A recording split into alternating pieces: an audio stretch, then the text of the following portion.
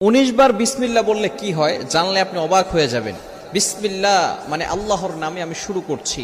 পবিত্র কোরআনুল কারীমের ভিতরে সর্বপ্রথম কিন্তু আল্লাহ তাআলা বিসমিল্লাহির রহমানির রহিম দিয়ে শুরু করেছেন, ঠিক কি না? বিসমিল্লাহির রহমানির রহিমের ভিতরে অনেক ফজিলত রয়েছে। 19 বার পড়লে এর গুরুত্বপূর্ণ একটি ফজিলত রয়েছে। ওমর রাদিয়াল্লাহু তাআলা আনহুর যুগে রোম সম্রাট একবার ওমর রাদিয়াল্লাহু তাআলা আনহুর কাছে এসে হাজির হলেন। বললেন, ইয়া আমিরুল মুমিনিন খলিফাতুল মুসলিমিন, আমার মাথায় প্রচন্ড ব্যথা। ওমর রাদিয়াল্লাহু তাআলা আনহু এমন একটা টুপি সেই রোম সম্রাটকে দান করলেন। সেই টুপিটা যখন মাথায় দেয় সাথে সাথে মাথার ব্যথা ভালো হয়ে যায়। সুবহানাল্লাহ, বাসায় গিয়ে সাথে সাথে মাথার ব্যথা কি হয়ে যায়? ভালো হয়ে যায়। আবার যখন সেই মাথার টুপিটা খুলে ফেলে আবার তার মাথা ব্যথা হালকা হালকা শুরু হয়। এবার সকলে অবাক হয়ে গেল সেই টুপির ভিতরে কি আছে।